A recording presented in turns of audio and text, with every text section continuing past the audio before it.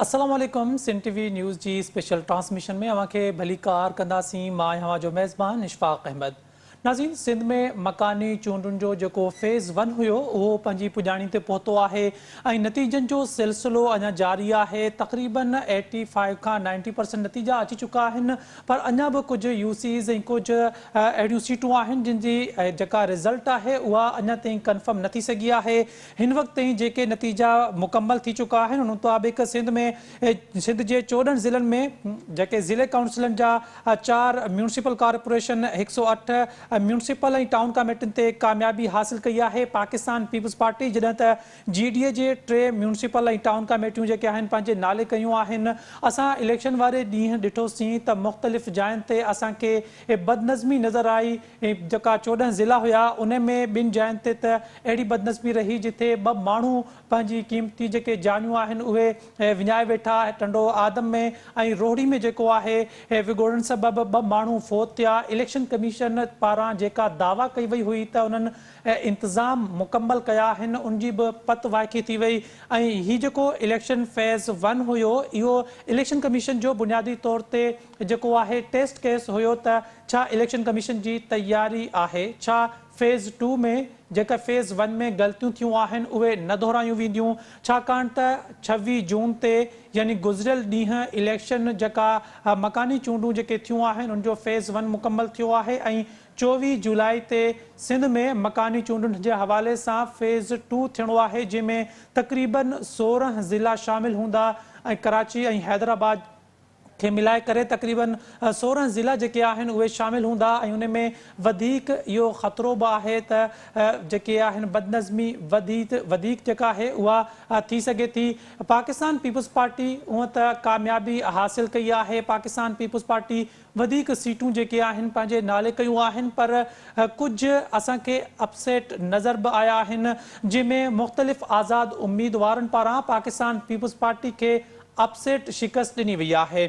उन्हनि अपसेट शिकस्त ॾींदड़ उम्मीदवारनि खे अॼु असां प्रोग्राम में शामिल कंदासीं, छाकाणि त पाकिस्तान पीपल्स पार्टी जॾहिं इलेक्शन में हिसो पई वठे त पूरी मशीनरी पूरी हुकूमत जेका आहे उहा उन पासे शामिल हुई ऐं जेके आज़ाद उम्मीदवार बीठा हुया उन्हनि जी जेका हिम्मत आहे, उन्हनि जो जेको हौसलो आहे उहो जेको आहे क़ाबिल तारीफ़ आहे त उहे बीठा रहिया, उन्हनि मुक़ाबिलो कयो ऐं उन्हनि पाकिस्तान पीपल्स पार्टी खे शिकस्त ॾिनी आहे।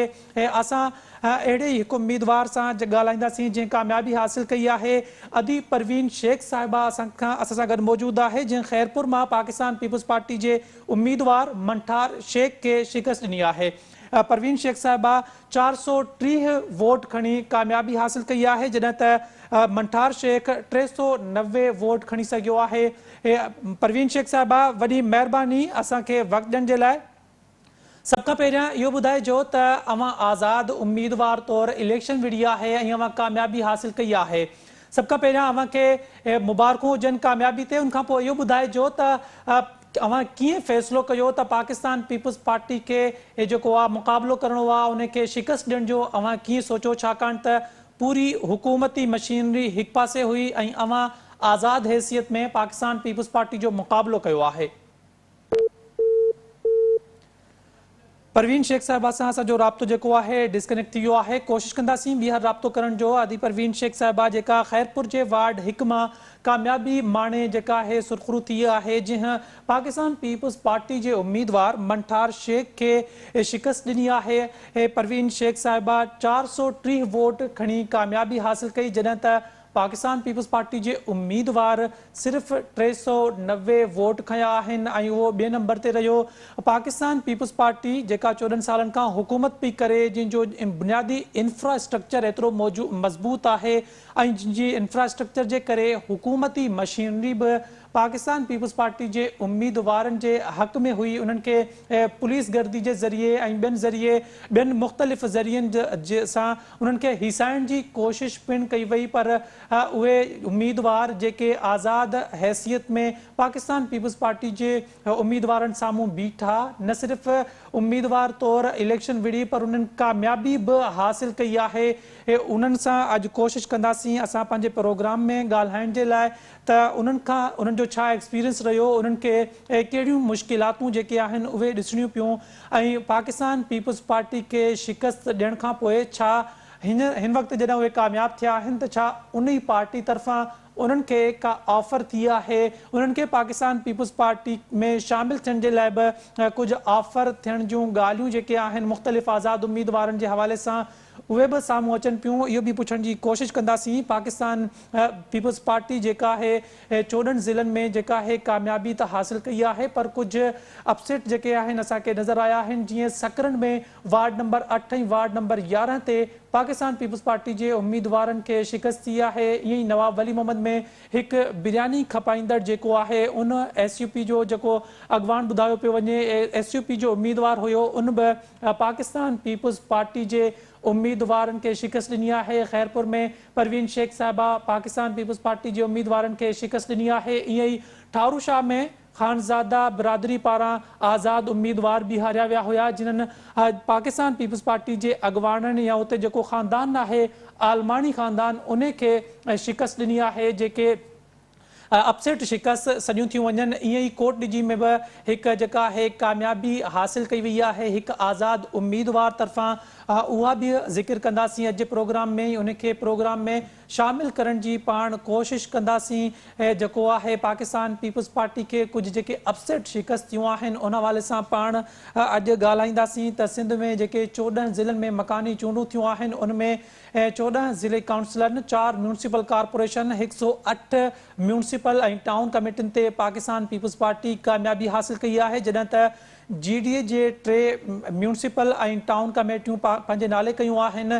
इहे मजमूई तौर ते ॾिठो वञे त पाकिस्तान पीपुल्स पार्टी जेका आहे कामयाबी हासिल कई आहे, पर उहे उम्मीदवार जेके आज़ाद उम्मीदवार तौर इलेक्शन में जिन्हनि हिसो वरितो ऐं पाकिस्तान पीपुल्स पार्टी जे उम्मीदवारनि खे शिकस्त ॾिनी आहे, जेका आहे इहा जेका आहे तमामु अहम ॻाल्हि आहे। इन्हनि खे अपसेट शिकस्त जेको आहे सॼो पियो वञे। असां कोशिशि कंदासीं परवीन शेख साहिबा सां त उन्हनि जो मौक़िफ़ जेको आहे उहो बि प्रोग्राम में शामिल करे सघूं। परवीन शेख साहिबा जेका खैरपुर जे वार्ड नंबर 1 तां कामयाबी माणी आहे ऐं पाकिस्तान पीपुल्स पार्टी जे उम्मीदवार मंठार शेख खे जेका आहे उहा शिकस्त ॾिनी आहे। गुलाम मुस्तफ़ा शाह जेको आहे उन बि पाकिस्तान पीपुल्स पार्टी जे उम्मीदवार खे जेका आहे शिकस्त ॾिनी आहे। गुलाम मुस्तफ़ा शाह असां सां गॾु हिन वक़्तु लाइन ते मौजूदु आहे। गुलाम मुस्तफ़ा शाह साहब, वॾी महिरबानी, अवां सकरन में वार्ड नंबर 8 तां पाकिस्तान पीपुल्स पार्टी जे उम्मीदवार खे शिकस्त ॾिनी आहे। अवां जेको आहे SUP जे आज़ाद हैसियत सां बीठा आहियो, त पाकिस्तान पीपुल्स पार्टी खे शिकस्त ॾियणु केॾो जेको मुश्किल हुयो ऐं अवां जो छा एक्सपीरियंस रहियो आहे? पीपुल्स पार्टी खे शिकस्त ॾियण में का मुश्किल असांखे पेश कान आई। असां पंहिंजे अज़म ते क़ाइमु हुयासीं। साईं ज़ैनशाह जी सिंधी यूनाइटेड पार्टी जे सदर साईं ज़ैनशाह जी महिनत आहे, उनजी जेको आहे आवाम सां साथ आहे हर वक़्तु, ऐं जेको आहे पीपुल्स पार्टी खे शिकस्त ॾियणु को वॾो मसइलो न आहे। बसि अवाम मुतहद थिए, हर जिथे किथे जेको आहे अवाम मुतहद थिए, वार्डनि में यूसियुनि में, चाहे जनरल इलेक्शन हुजे, अवाम जेकॾहिं मुतहद थिए थी त हिननि खे शिकस्त ॾियणु को मसइलो न आहे। अवाम हाणे ख़ौफ़ पंहिंजो ख़तमु करे, हाणे हिननि मां ख़ौफ़ रखणु ख़तमु थियणु घुरिजे, हिननि मां ख़ौफ़ पीपुल्स पार्टी मां जेको आहे सो। ऐं इनशाला हिन चकर कुझु सीटूं असांखे मिलियूं आहिनि। अॻिते हली जेको आहे सो अवाम अञा बि मुतहद थी त वधीक सीटूं कढी सघूं था। अच्छा, केतिरो ॾुखियो हुयो पाकिस्तान पीपुल्स पार्टी खे शिकस्त ॾियणु, छाकाणि त पाकिस्तान पीपुल्स पार्टी जी हुकूमत आहे हिते ऐं सकरन में जेको पूरो इंफ्रास्ट्रक्चर आहे या जेका पूरी मशीनरी आहे उहा बि अवां ख़िलाफ़ इस्तेमालु थी हूंदी। इन सॼी सूरत हाल में कामयाबी माणणु केॾो वॾो कमु हुयो ऐं अवां जे लाइ केतिरियूं मुश्किलातूं पेश आयूं या अवां खे हिसायो वियो पाकिस्तान पीपुल्स पार्टी तरफ़ां? अहिड़ो को अमल अवां सां बि थियो आहे? असां सां अहिड़ो को बि अमल पीपुल्स पार्टी तरफ़ां कोन थियो आहे। असां पंहिंजी महिनत कई आहे। यकीन ॼाणे त मुंहिंजे वार्ड ते हिकु पाकिस्तान पीपुल्स पार्टी जेका पाण खे वॾी ताक़तवर पार्टी सम्झे थी, ऐं ॿियो मुंहिंजे वार्ड ते आज़ाद उम्मीदवार हो, उहा बि धुर जेका हुई तमामु वॾी ताक़तवर धुर हुई। ईअं सम्झो पीपुल्स पार्टी सां टकर खाइण वारी जेका धुर हुई। ऐं अलहमदिल्ला असां सिंधी यूनाइटेड पार्टी SUP जेको आहे सो ॿिन्ही धुरियुनि खे मुंहिंजे वार्ड नंबर 8 में असां उन्हनि खे शिकस्त ॾिनी आहे।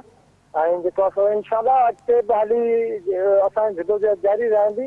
ऐं असां खटियो आहे त आवाम जी ख़िदमत लाइ खटिया। पीपुल्स पार्टी तव्हांखे बि ॼाण हूंदी त हमेशह इलेक्शन विढ़ंदा आहिनि त पोइ इलेक्शन वारे माहौल में सदाईं निर्वार हूंदा आहिनि, हुननि जूं वॾियूं वॾियूं गाॾियूं हूंदियूं आहिनि, हुननि जा वॾा वॾा माण्हू हूंदा आहिनि, ग़रीब आवाम वटि उन्हनि सां उज़र खायूं, उन्हनि सां शादियुनि मुरादियुनि में हर जाइ ते उन्हनि सां गॾु हूंदा आहिनि।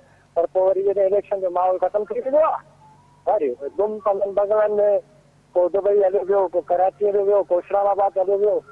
असां सैयद ज़ैन शाह जा सचा सिपाही आहियूं। असां हिते ई हूंदासीं, निर्वार वेठा हूंदासीं, आवाम जी ख़िदमत में हर वक़्तु आवाम सां गॾु हूंदासीं। अच्छा, गुलाम मुस्तफ़ा शाह साहब, इहो ॿुधाइजो त ज़ाहिरा जीअं असां पूरे पाकिस्तान में ॾिसूं पिया त एंटी इस्टेब्लिशमेंट पहिरियां माण्हू ॻाल्हि न कंदा हुया ऐं ख़ौफ़ खाईंदा हुया, त उहो जेको ट्रेंड तब्दील पियो थिए इस्टेब्लिशमेंट ख़िलाफ़ ॻाल्हाइण जो ऐं इदारनि में मुदाख़लत जो, ईअं ई पाकिस्तान पीपुल्स पार्टी ख़िलाफ़ सिंध में कंहिंमें एतिरी हिमत न हूंदी हुई त उनजे साम्हूं जेको आहे इलेक्शन विढ़ी सघे। इहो ट्रेंड बि सिंध में तब्दील पियो थिए। नौजवाननि खे अवां छा चवंदा त उहे पाकिस्तान पीपुल्स पार्टी जी जेके परफॉर्मेंस मां मुतमइन न आहिनि, पढ़ियल लिखियल नौजवान आहिनि, उन्हनि लाइ अवां जो छा पैगाम हूंदो?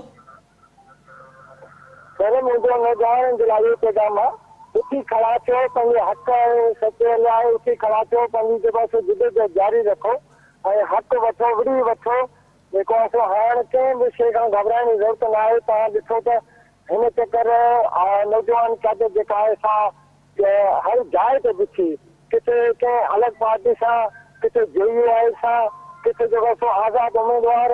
ऐं हिन असांजी सिटी में हमेशह पीपुल्स पार्टी किलिंग फील्ड कंदी आहे, हमेशह इहो ख़्वाबु हूंदो आहे पीपुल्स पार्टी जो त असां वार्ड नंबर सिटी सेक्रेटरी में कंहिंखे बि हिकिड़ी सीट खाइण कोन ॾींदासीं। अल्हम्दुलिल्लाह हिन चकर असांखे जेको आहे सो SUP खे सिंधी यूनाइटेड पार्टी खे हिकिड़ी सीट मिली आहे, हिकिड़ो हुननि खां आज़ाद उम्मीदवार खटे वियो आहे, ॿ सीटूं हिन चकर बि आहिनि।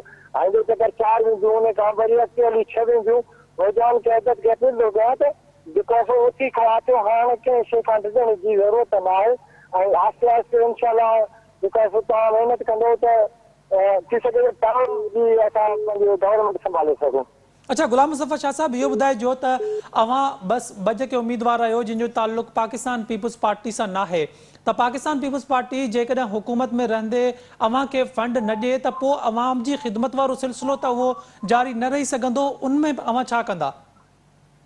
साईं, हुन में पोइ ईअं थींदो, असां पंहिंजे वार्ड नंबर 8 जी आवाम सां गॾु असां रोडनि ते हूंदासीं, असां पंहिंजे हक़ वठंदासीं। असां छो पीपुल्स पार्टी में न आहियूं त पोइ छा असांजा फंड बंदि करे छॾींदा? इहो त सरासर नाइंसाफ़ी हूंदी। मुंहिंजो वार्ड नंबर 8 जी आवाम सां नाइंसाफ़ी हूंदी। 855 जेको आहे सो वोटर आहिनि मुंहिंजे वार्ड नंबर 8 में, 855 माण्हुनि सां नाइंसाफ़ी कंदा। इहो असां नाइंसाफ़ी थियण कोन ॾींदासीं। असां जेकॾहिं फंड न मिलिया, असांखे आवाम जे लाइ का शइ हुननि न ॾिनी त असां रोडनि ते हूंदासीं, रोड बंदि कंदासीं, बुख हड़तालुनि ते वेंदासीं ऐं धरना हणंदासीं। कुझु असां हक़ वठंदासीं, हर सूरत में असां हक़ वठंदासीं ऐं पीपुल्स पार्टी खे हक़ ॾियणो पवंदो। जेकॾहिं न ॾींदा त आवाम रोडनि ते हूंदी। अच्छा, गुलाम मुस्तफ़ा शाह साहब, आख़िर में मूंखे इहो ॿुधाइजो त जेकॾहिं पाकिस्तान पीपुल्स पार्टी अवां खे का ऑफर करे, को लालच ॾिए, त छा ईअं त न थींदो त अवां पाकिस्तान पीपुल्स पार्टी में शामिल थी वञो? शायदि सवाल ई पैदा कोन थो थिए, सवाल ई पैदा कोन थो थिए। पाकिस्तान पीपुल्स पार्टी में खे गले लॻाइणो हूंदो। मां तव्हांखे पंहिंजे पूरे होश जी हवा सां ॿुधाए थो, पाकिस्तान पीपुल्स पार्टी में जिन थियण ते इहो सवाल ई पैदा कोन्हे। असां सैयद ज़ैन शाह जा सचा सिपाही आहियूं। साईं ज़ैन शाह जे लाइ असांजी जान कुर्बान आहे। बाक़ी जेको आहे सो असां कंहिं बि क़िस्म जी का बि सौदेबाज़ी न कंदासीं, चाहे नौकरियुनि जो लालच में हुजनि या ॿी का लालच हुजे, कंहिं बि लालच में थियण वारा असां न आहियूं। गुलाम मुस्तफ़ा शाह साहब, वॾी महिरबानी असां सां ॻाल्हाइण लाइ, असांखे वक़्तु ॾियण जे लाइ। नाज़रीन, सकरन जे वार्ड नंबर 8 तां SUP जे प्लेटफॉर्म तां कामयाब थींदड़ उम्मीदवार सैयद गुलाम मुस्तफ़ा शाह असां सां पंहिंजा वीचार वंडी रहियो हो। संदसि चवणु आहे त पाकिस्तान पीपुल्स पार्टी खे शिकस्त ॾियणु एॾी का वॾी ॻाल्हि न आहे। पाकिस्तान पीपुल्स पार्टी हमेशह इन ॻाल्हि जी दावा कई आहे त सकरन में उन्हनि खे केर बि शिकस्त नथो ॾेई सघे, पर पाकिस्तान पीपुल्स पार्टी खे सकरन में SUP जो उम्मीदवार गुलाम मुस्तफ़ा शाह त शिकस्त ॾिनी आहे, पर उते वार्ड नंबर 11 ते आज़ाद उम्मीदवार वहाज आसिफ खानज़ादा पिणु पाकिस्तान पीपुल्स पार्टी खे शिकस्त ॾियण में कामयाब थी वियो आहे। असां ख़ैरपुर जी ॻाल्हि पे कईसीं त ख़ैरपुर जे हिकु वार्ड ते आज़ाद उम्मीदवार जी हैसियत सां मैडम परवीन शेख साहिबा जेका आहे उहा बि कामयाब थी आहे। हिन वक़्तु असां सां लाइन ते मौजूदु आहे। मैडम वॾी महिरबानी असां सां ॻाल्हाइण लाइ, असांखे वक़्तु ॾियण जे लाइ। सभ खां पहिरियां इहो ॿुधाइजो त सिंध में त पाकिस्तान पीपुल्स पार्टी जे साम्हूं इलेक्शन विढ़णु हिकु वॾी मुसीबत खे दावत ॾियणु आहे, छाकाणि त पाकिस्तान पीपुल्स पार्टी उम्मीदवारनि खे हिसाए थी, पुलिस उनजे पुठियां थी लॻे, उनखे गिरफ़्तार कराइणु, उनखे गुम कराइणु। हिते त जेके मर्द उम्मीदवार बीठा हुया उहे हथ खणी विया। अवां पाकिस्तान पीपुल्स पार्टी जो कीअं मुक़ाबिलो कयो ऐं कीअं कामयाबी हासिल कई अवां? असां वॾी कोशिशूं कयूंसीं अदा, तॾहिं थियो असांखे इलेक्शन जे ॾींहं ताईं असांखे हिरासत कयो। असांजी कैंप ते अची जेको आहे सो धमकियूं ॾियनि पिया, असांखे मारण जूं, असांखे भॼाइण जूं। पर असां पोइ बि पंहिंजो हौसलो करे बीठासीं, छो त अवाम मूंसां गॾु हुयो। जीअं मां गॾु बीठी हुयमि तीअं अवाम मूंसां गॾु बीठो हुयो। मां उन्हनि जे करे हिमत करे बीठी हुयमि। अच्छा परवीन शेख साहिबा, इहो ॿुधाइजो त साबिक़ अॻूणे वज़ीर आला क़ाइम अली शाह ऐं मैडम नफ़ीसा शाह जे उम्मीदवार खे शिकस्त ॾेई अवां कीअं पिया फील कयो हाणे? हाणे माशाअल्लाह जीअं त मां ख़ुशि आहियां ऐं उन खां वधीक त अवाम ख़ुशि आहे। उन्हनि भरपूर कोशिशूं कयूं त जेको आहे सो अधी खटे ऐं असांखे ॾुखियायूं बि ॾाढियूं लॻियूं। असांजे माण्हुनि जे करे असांजे जेके वोटर आहिनि उन्हनि खे हिरासत कयो। उन जे पुलिस में तव्हां ख़बर हूंदी, असां अॻु में बि कुझु ॾींहं धरणो आयो हुयोसीं। जी जी। हा, पोइ जेको आहे सो उन्हनि खे बि हिरासत करे पिया वञनि। असांजी जेका वोटर जेके असांजी हिमायत कनि पिया उनखे दरनि ते जी गारियूं ॾेई पिया वञनि, असांखे लाउड स्पीकरनि में गारियूं ॾेई पिया वञनि। अच्छा परवीन शेख साहिबा, इहो ॿुधाइजो त जे हाणे अवां कामयाब थी विया आहियो या आज़ाद उम्मीदवार जी हैसियत में आहियो, जेकॾहिं अवां खे पाकिस्तान पीपुल्स पार्टी फंड मां कुझु बि न ॾिए ऐं सुभाणे अवां खे ऑफर करे त पाकिस्तान पीपुल्स पार्टी में पाकिस्तान पीपुल्स पार्टी में शामिल थी वञो, अवां खे सभई फंड जेके आहिनि मिली वेंदा, त अवां पाकिस्तान पीपुल्स पार्टी में शामिल थी सघो था? न न, पीपुल्स पार्टी में असां कॾहिं बि शरीक न थींदासीं। उन्हनि खां असांखे नफ़रत आहे ऐं असां उन्हनि खां बाग़ी आहियूं। अच्छा, पाकिस्तान पीपुल्स पार्टी खां बाग़ी हुजण जी वजह छा आहे? हू त चवनि था त असां ख़ैरपुर में वॾा तरक़ियाती कम कराया आहिनि। न न, वॾा कोई बि कम न कया अथऊं। हुननि जॾहिं बि काउंसलर जेको बि रहियो आहे उन्हनि पंहिंजी पेट पूजा कई आहे ऐं उन्हनि जा हक़ असां अगरि उन्हनि खां पुछूं था त तव्हां असांखे हक़ छो नथा ॾियो, उहे चवनि था अमजद छा खाई थो वञे, उहो असांखे ॾे कोन थो। इन करे असां नथा चाहियूं त असां उन्हनि सां थियूं ऐं असां आज़ाद उम्मीदवार इन जे वजह सां बीठासीं। अच्छा परवीन शेख साहिबा, इहो ॿुधाइजो त ईअं त न आहे त अवां जो जेको आहे वॾनि खां वठी सियासत में जेको अवां जो ख़ानदान रहियो आहे, अवां जो को सियासी बैकग्राउंड न आहे, अवां पहिरीं दफ़ा जेको आहे इलेक्शन में हिसो वरितो आहे? न न, असांजी सियासत में कोई बि न आहे। असां बिल्कुलु ग़रीब मज़दूर आहियूं, पोरे त आहियूं। मुंहिंजो अबू जेको आहे गॾा गॾु हलाईंदो हुयो, हाणे बि आहे। अच्छा ठीकु आहे, पोइ सियासत में कोई बि तालुक़ु न हुयो। हे बसि मैडम शहनाज बाजी शहनाज खे ॾिसी करे मां इहो फ़ैसिलो कयो सियासत में अचण जे लाइ।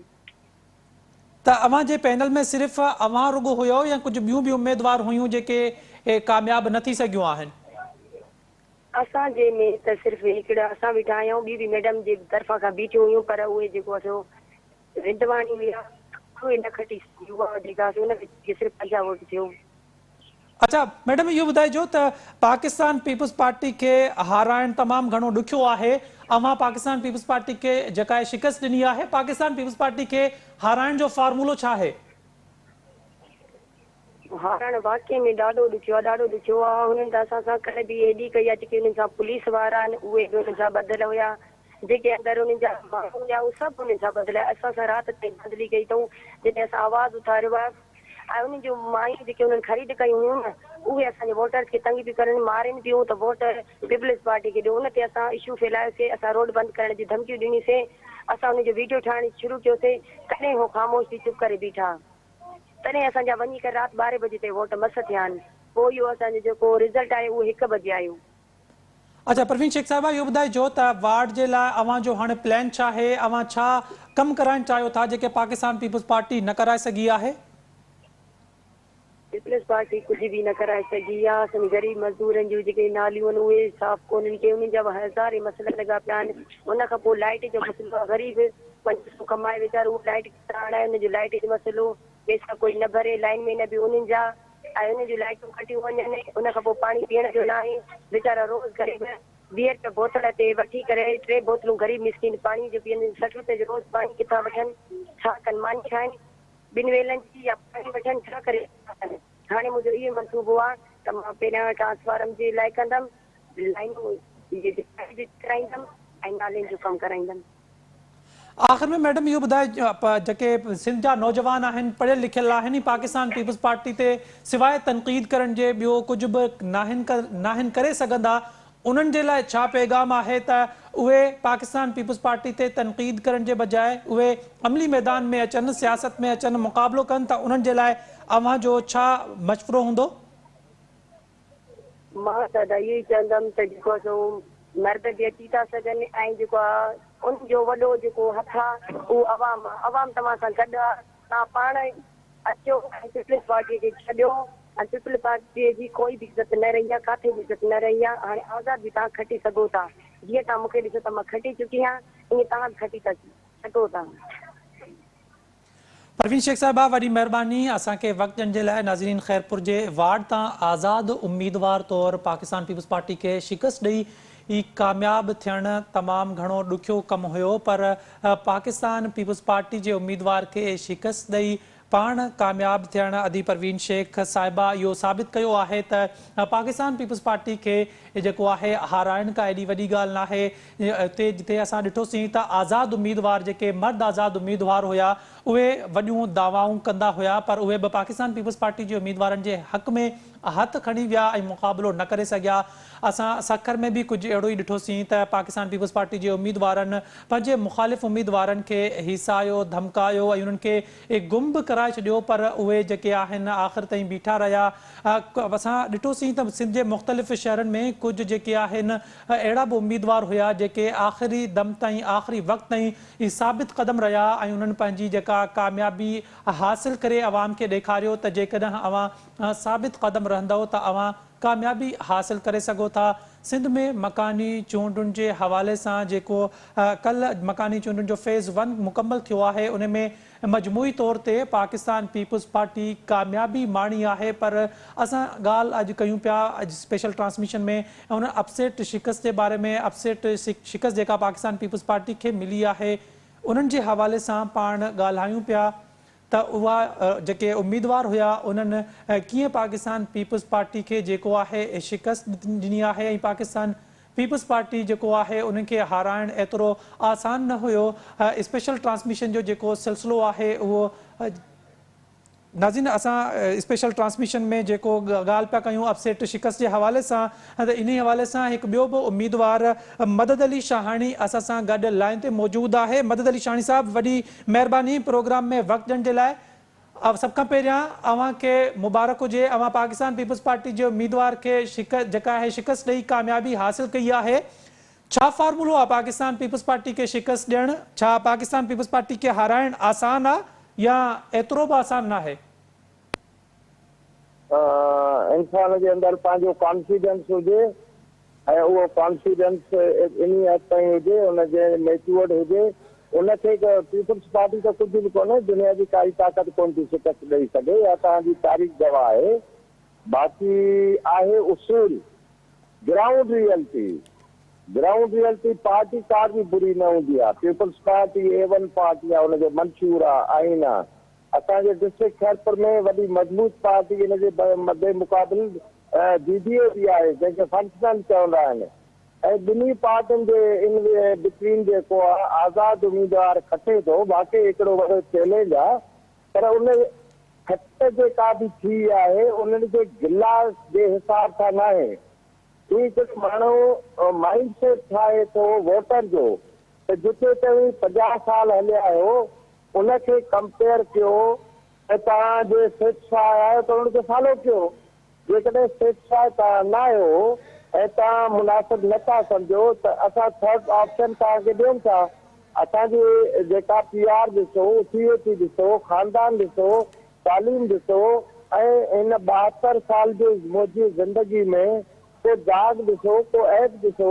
जेकॾहिं हिक सत जो पांडे आहियूं त हिक ॿिए जी वारसी कंदासीं त निकिरंदासीं न हिन इशू खे खणी।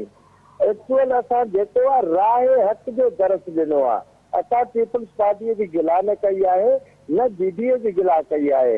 अलाह उन्हनि खे ख़ुशि रखे, जेकॾहिं भला आहिनि तॾहिं अलाह उन्हनि खे अजर ॾींदो, जे बुरा आहिनि त अलाह उन्हनि खां हिसाब वठंदो। आउं केरु थींदो आहियां।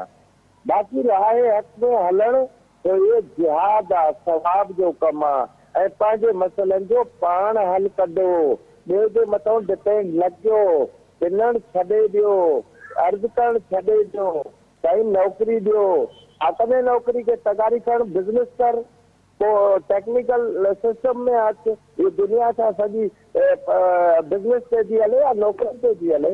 माण्हुनि खे हिकिड़ो शऊर ॾिनो आहे। ऐं मां तक़रीबन 40 साल ज़िंदगी जा सियासत में आंदा आहिनि। मां 18 साल जीडीए में रहियो आहियां ऐं शुक्र अल्हम्दुलिल्लाह अॼु बि उहे मुंहिंजी इज़त कंदा आहिनि। पीपुल्स पार्टीअ खां मां ॾिठो न आहियां। जेका बि पीपुल्स पार्टीअ जी क़यादत आहे हर लिहाज़ सां हाई लेवल वारी, उहे सभु मूंखे पर्सनली सुञाणंदा आहिनि। मुंहिंजो हिकिड़ो शिजरो आहे, मुंहिंजी हिकिड़ी पॉलिसी आहे, मुंहिंजी हिकिड़ी नेचर आहे, मुंहिंजी हिकिड़ी उथी वेठी आहे जेका इंसान दोस्त आहे ऐं उन इंसाननि खे वणे थी। ऐं मां ग़रीब माण्हू आहियां, बेसिकली मां हैंड टू माउथ आहियां। ऐं मां उन सोच खे जॾहिं मैच्योर कयो, अलाह जे उमेद सां, रब जे नज़र सां, मां पंहिंजे टारगेट खे अचीव कयो ऐं दुनिया उन ते हैरान आहे। हालांकि आउं हैरान कोन आहियां, जेतिरी मूं 40 साल महिनत कयो, मूंखे 10 साल पहिरियों हिननि खे क्रेडिट ॾियणु खपे हा। मां 2018 में PSO उथियो आहे, आज़ाद उम्मीदवार जे हैसियत सां उथियो आहे ऐं शुक्र अल्हम्दुलिल्लाह वधीक तव्हां पाण ॼाणो था, मीडिया हर शइ खे ॼाणे थी। ते मथे सिस्टम चेंज थी विया ऐं 5 साल सिंध हुकूमत जेका ई पीपुल्स पार्टी हवाले कई वई, पोइ लिकल छिकल ॻाल्हि कान्हे का, ऐं सभई पार्टियुनि सरेंडर कयो त आउं मिस्किन माण्हू आहियां, अकेलो माण्हू आहियां, आउं छो न सरेंडर कंदुसि। बाक़ी इहो कोन्हे आउं कंहिंजो प्रेशर में कोन ईंदो आहियां, कंहिंजे कड़ी ते कोन वेठो आहियां, मां कुर्ब जी ताड़ कढंदो आहियां। बाक़ी जेकॾहिं मूंसां को सख़्ती कंदो आहे त अलाह जी हिमत सां कानून जे दायरे जे अंदरि रही करे उनखे इज़त भरे जवाबु ॾींदा आहियूं। वॾो असांजे ज़िंदगीअ जो किरदारु इहो आहे त कानून कॾहिं बि हक़ में न कयो आहे। असीं कानून जा शागिर्द आहियूं, कानून खे इबादत सम्झूं था। कानून अफ़ज़ल आहे जंहिंसां इंसाफ़ जनम वठे थो। जिते इंसाफ़ जनम वठंदो उते ॾोह न हूंदो, जिते ॾोह न हूंदो उते मोहबत हूंदी, जिते मोहबत हूंदी उते रब जी रहमत हूंदी। मदद अली शाहणी साहब, इहो ॿुधाइजो त सिंध में इहा तब्दीली कीअं आणिजे? अवां पंहिंजे वार्ड में त इहा तब्दीली आंदी, पाकिस्तान पीपुल्स पार्टी खे शिकस्त ॾेई, पूरी सिंध में हिन खे तब्दीली खे कीअं फैलाइजे? बिल्कुलु वेरी क्लियर आहे। जेकॾहिं को ॾीओ ॿरंदो आहे त उन मां रोशनी बि निकिरंदी आहे, पर ॾीए में तव्हां अॻिते कुझु बि करे सघो था। हिकिड़ी शइ माइंड सेट आहे, हिकिड़ो लिटरेचर आहे, हिकिड़ो वे आहे जेको पार्टियुनि जे बुरे अमल खे रोके सघे थो ऐं उन में बुरा अमल जिन जा किरदार आहिनि उहे कंहिंखो बि जान आहिनि। हिन बुराई खे ख़तमु करण लाइ तव्हांखे अॻिते अचिणो पवंदो। हीउ हिकिड़ो तव्हांजे आॾो आऊं अकेले सेरे हिकिड़ो पैगाम खणी आयो आहे ऐं इन पैगाम खे जेकॾहिं मुंहिंजा दोस्त मूंसां कॉन्टेक्ट में ईंदा त आउं ब्रीफ कंदुसि त मां कहिड़ी स्टाइल सां, कहिड़ी लैंग्वेज सां, कहिड़े सिस्टम सां, कहिड़े कुर्ब मोहबत सां मां माण्हुनि जे दिलनि ते राज कयां थो। मां माण्हुनि जे दिलनि ते राज थो कयां अलाह जे मर्ज़ी सां, उन जे नाम सां। ऐं जिते रब जी मर्ज़ी हूंदी, रज़ा हूंदी, पैदा कए असां जहिड़े कमज़ोर इंसान खे बि हिकिड़ो मिसाली किरदारु ठाहे सघे थो। बशर्ती तव्हांजी नियत पाक हुजे, इंसान ज़ात लाइ जियो, हक़ जे लाइ जियो, जेको इस्लाम तव्हांखे हर जाइ ते इहा तब्दील करे थो, इहो दरस ॾिए थो त तव्हां इंसान ज़ात लाइ जियो। ऐं जॾहिं असां तव्हांजे लाइ जीअंदासीं त तव्हीं सभु मुंहिंजे लाइ जीअंदव, जेका मुंहिंजी मिल्कियत आहे, जेका मुंहिंजी अमीरी आहे। असल ज़िंदगी नंढड़ीअ में पोइ तव्हां हिकिड़ो पंहिंजो ख़्यालु ठाहियो ऐं पंहिंजो हिकिड़ी सोच जी दुनिया ठाहियो ऐं उन दुनिया में तव्हां वेही करे पंहिंजी किनसियत हलायो। उन दुनिया में कोई ॾोह कोन्हे, कोई इज़ा कोन्हे, कोई तकलीफ़ कोन्हे, कोई इल्म कोन्हे, कोई बुख कोन्हे।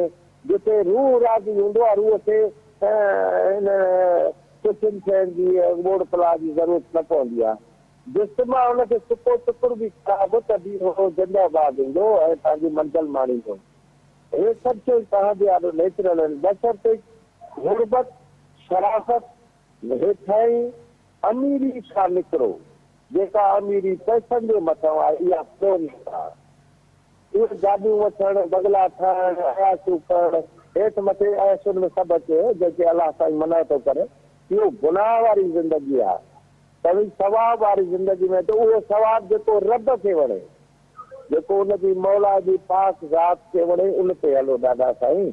असांजे इहो ई मंसूर आहे जेको तव्हांजे ॾाढो पेश कयो आहे नंढड़े ज़हन। जे वणे थो बिस्मिल्लाह, नथो वणे तव्हां पंहिंजे रस्ते सां, असीं पंहिंजे रस्ते सां। मदद अली शानी साहब इहो ॿुधाइजो त पाकिस्तान पीपल्स पार्टी अॻियां पूरी मशीनरी इस्तेमाल पे कई, पूरी हुकूमत जेका आहे सिंध में पूरे सूबे में उन्हनि जी हुकूमत आहे, मुख़्तलिफ़ जेके पुलिस आहे या जेके ॿिया डिपार्टमेंट आहिनि उन्हनि ज़रिए जेके मुख़ालिफ़ उम्मीदवार आहे उन्हनि खे हिसाइण जो सिलसिलो बि असां ॾिठोसीं त जेका हुक्मरान जमात जारी रखियो। छा अवां सां बि अहिड़ो कुझु हिसाइण वारो अमल पेश आयो ऐं अवां उनखे कीअं हैंडल कयो, ऐं छा हिन वक़्तु बि अवां सां अहिड़ो कुझु पाकिस्तान पीपल्स पार्टी तरफ़ां कयो पियो वञे? हींअर पीपल्स पार्टी जेका आहे या जीडे आहे, जीअं आउं खटी आयो आहियां त उन्हनि मूंखे कॉल कया आहिनि ऐं उन्हनि असांखे चयो आहे त असां ॾे वेलकम था अचो। मां को लिखल कोन आहियां कंहिंजे लाइ, मां सभ सां मोहबत कंदड़ आहियां। जेसि ताईं सुवालु आहे इलेक्शन जो वेरी क्लियर त मुंहिंजे फील्ड में MNA MPA उनजा ब्रदर साहबान बाक़ी सिस्टम जेको आहे जॾहिं इहे आया त गवर्नमेंट आहे न, इन सां पूरी मूंखां छॾे करे हितां जे पॉपुलेशन खां पुछंदव त उहा तव्हांखे ॾसंदी मुंहिंजी जॾहिं जी UC जी त उन्हनि केतिरी वर्क कई। उनजो राइट आहे, उनखे असां बुरो न वरितो। असां हिकिड़ो चैलेंज करे वरितो त इंसान ज़ात छा गुलाम आहे MNA MPA जो? छा इंसान ज़ात खे रोज़ी ॾियण वारा आहिनि MNA MPA? छा उहो रिज़त इज़त जा ज़ामिन आहिनि, मालिक आहिनि? न। अलाह जे नज़र सां इहो साबित थियो त का बि शइ रब सां मथे न आहे। जेकॾहिं तव्हां रब ते रखो था त भली कहिड़ा बि हरबा इस्तेमालु कनि, केॾो बि अचे अचनि, इन्हनि जी शिकस्त मुक़दर थी वेंदी। मुंहिंजे इहा ड्राड़ न आहे, पर राह हक़ उन्हनि खे इन शिकस्त जी हिसाब सां इहो ॾींहुं ॾिसणो पवंदो न। चाहे जीडी आहे, मुंहिंजी प्यारी पार्टी आहे, उनमें मोहबत रखण वारा माण्हू आहिनि। ख़ासि तौर ते सादात सेक्टर जेको आहे ॿिन्ही पार्टी में डिस्ट्रिक्ट ख़ैर परवेज़ तमामु घणो आहे ऐं असीं मां सूफ़ी मज़हब सां तालुक़ु रखां थो, लाइक़राफ़ वारे दीन सां मुंहिंजो तालुक़ु आहे। ऐं कंहिंखे बि बुरो कोन चई सघां थो, हीअ त पाण खे सादात अहलबैत था सॾाइनि, पर असीं ओतिरी इज़त उनखे ॾियूं था। पर उन्हनि जो बि फ़र्क़ु थिए थो, इज़त वारे खे इज़त ॾियनि, लोफर खे लोफर चवनि, जेका उहा हुननि में ज़रूरत न आहे। उहो कोशिशि कनि था त लोफर जे मथां सेंटर रखूं ऐं इज़त वारे खे थोरी तकलीफ़ ॾियूं, इहो असांखे छा कंदो। पर जेकॾहिं छा वारो लफ़्ज़ आहे त उहा शइ हक़ीक़त तव्हांजे साम्हूं आहे। अच्छा मदद अली शानी साहब इहो ॿुधाइजो त अवां पंहिंजी यूनियन काउंसिल जे लाइ हाणे रोड मैप छा आहे? कामयाब थी विया अव्हांखे मुबारकूं बि मिली वियूं, हाणे रोड मैप छा आहे पंहिंजी UC जे लाइ? Very clear.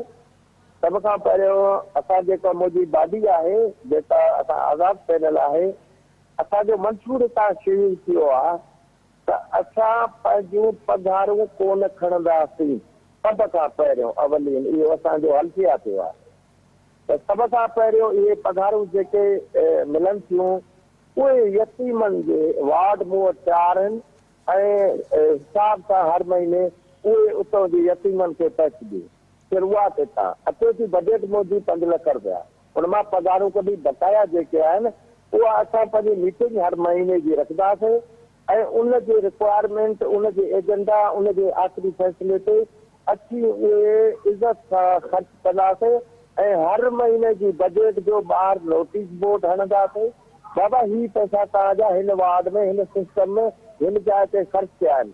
को बि मुंहिंजो वोटर अचे, नोटिस बोर्ड पढ़े ऐं उन खां पोइ जिते ख़र्च कया आहिनि उते विज़िट कंदे जेकॾहिं उन में का बि शिको शिकायत हूंदी त मां इस्तीफ़ा ॾियण लाइ तयारु आहियां। इहो आहे मुंहिंजो फर्स्ट ऐं लास्ट ऑप्शन। त मुंहिंजी टीम ते कंहिं बि क़िस्म जो को एलिगेशन आयो त न माफ़ी न रुके, असीं इस्तीफ़ा ॾींदासीं, इनजे अहल न आहियूं। पंहिंजी सज़ा पाण खे ॾींदासीं, चाहे असांखे कुझु बि थी पए। असां इन जा ख़िदमत जे जज़्बे सां आया आहियूं साईं, ऐं कोशिशि कंदासीं। मां जेतिरो सुठो मुंहिंजो नेटवर्क आहे, मां स्टेट जी मुंहिंजी फैमिली 1940 में मुंहिंजो वाल साहब पहिरियों स्टूडेंट हो जंहिं बी कई।